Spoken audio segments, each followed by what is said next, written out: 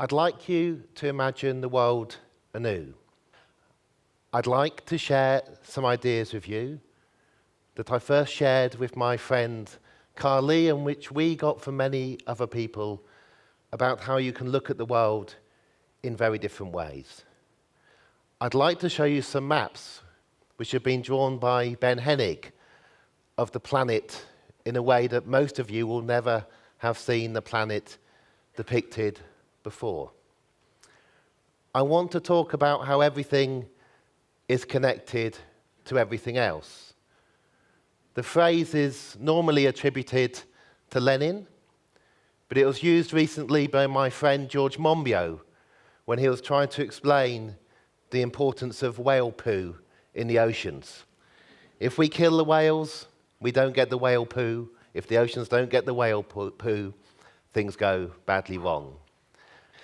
Here's an image that you're very familiar with. I'm old enough that I was actually born before we saw this image. Apparently some of my first words were Moona Moona, but I think that's my mum having a particular fantasy about what her baby boy could see on a flickering black and white TV screen. It's only been a few centuries since most of us thought of our planet as spherical. When we first saw these images in the 1960s, the world was changing at an incredible rate. In my own little discipline of human geography, a cartographer called Waldo Tobler was drawing new maps of the planet. And these maps have now spread, and I'm going to show you one of them now.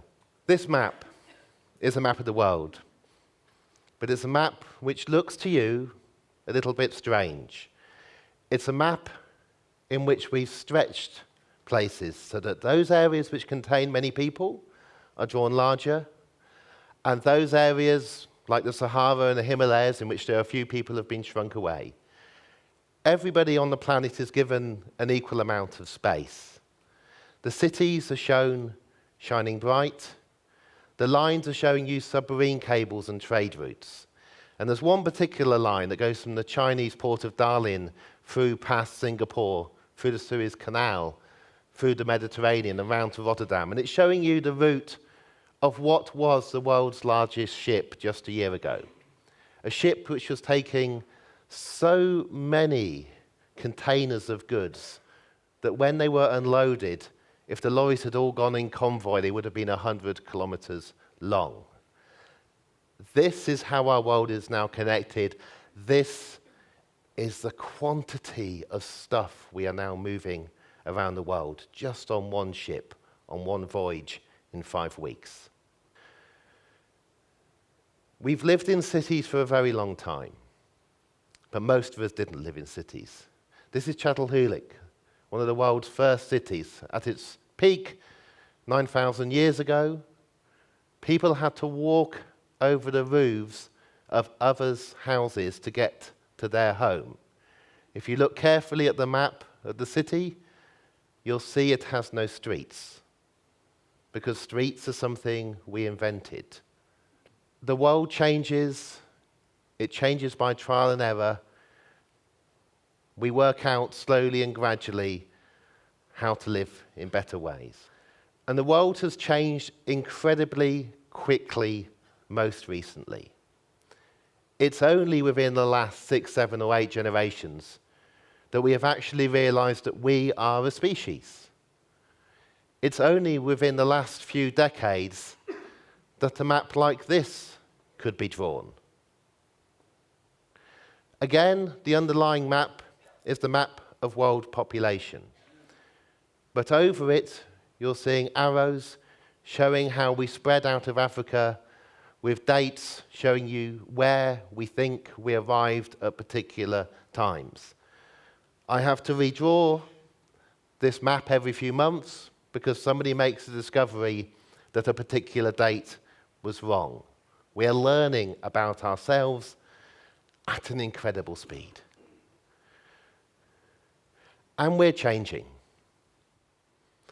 A lot of change is gradual. It's accretion.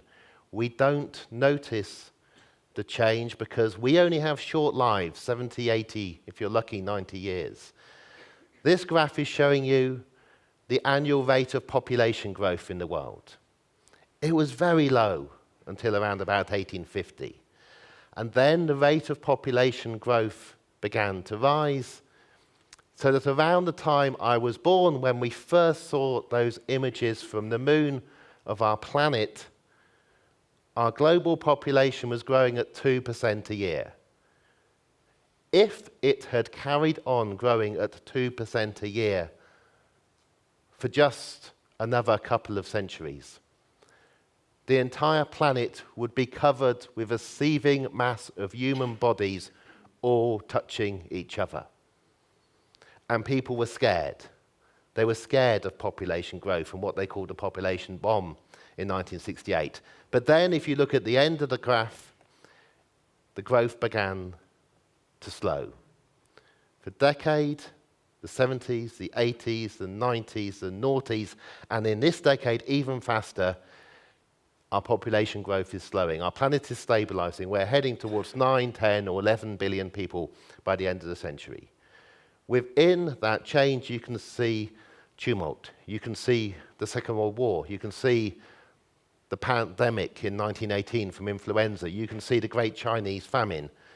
These are the events we tend to concentrate on. We tend to concentrate on the terrible events in the news. We don't tend to concentrate on the gradual change and the good news stories. We worry about people. We worry about how many people there are. We worry about how you can get away from people. But this is the map of the world changed again to make area large, the further away people are from each area. So if you want to know where to go to get away from everybody, here's the best places to go. And every year these areas get bigger, because every year we are coming off the land globally. We are moving into the cities. We are packing in more densely. There are wolves again in Europe, and the wolves are moving west across the continent. Our world is changing. You have worries. This is a map showing where the water falls on our planet. We now know that. And you can look at where Chatelhoolik was, where 3 continents meet, Africa, Asia, and Europe, and you can see there are a large number of people living there in areas with very little water. And you can see areas in which there is a great deal of rainfall as well. And we can get a bit more sophisticated. Instead of making the map be shaped by people, we can shape the map by water. And then we can change it every month to show the amount of water falling on every small part of the globe. And you see the monsoons moving around the planet, and the planet almost appears to have a heartbeat. And all of this only became possible within my lifetime, to see this is where we are living. We have enough water. This is a map of where we grow our food in the world. This is the areas that we will rely on most for rice and maize and corn. People worry that there won't be enough food, but we know if we just ate less meat and fed less of the crops to animals, there is enough food for everybody, as long as we think of ourselves as one group of people. And we also know about what we do so terribly badly nowadays. You will have seen this map of the world before.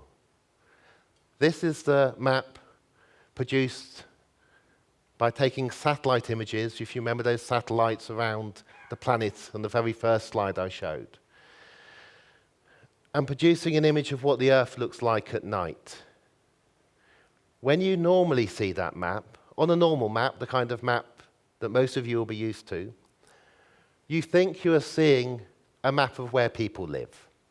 Where the lights are shining up is where people live. But here, on this image of the world, remember, we've stretched the map again. Everywhere has the same density of people on this map. If an area doesn't have people, we've shrunk it away to make it disappear. So we're showing everybody with equal prominence. Now, the lights no longer show you where people are because people are everywhere. Now the lights on the map, the lights in London, the lights in Cairo, the lights in Tokyo, the lights on the eastern seaboard of the United States, the lights show you where people live who are so profligate with energy that they can afford to spend money powering lights to shine up into the sky so that satellites can draw an image like this. And the areas that are dark on the map are either areas where people do not have access to that much energy, or areas where people do, but they have learnt to stop shining the light up into the sky.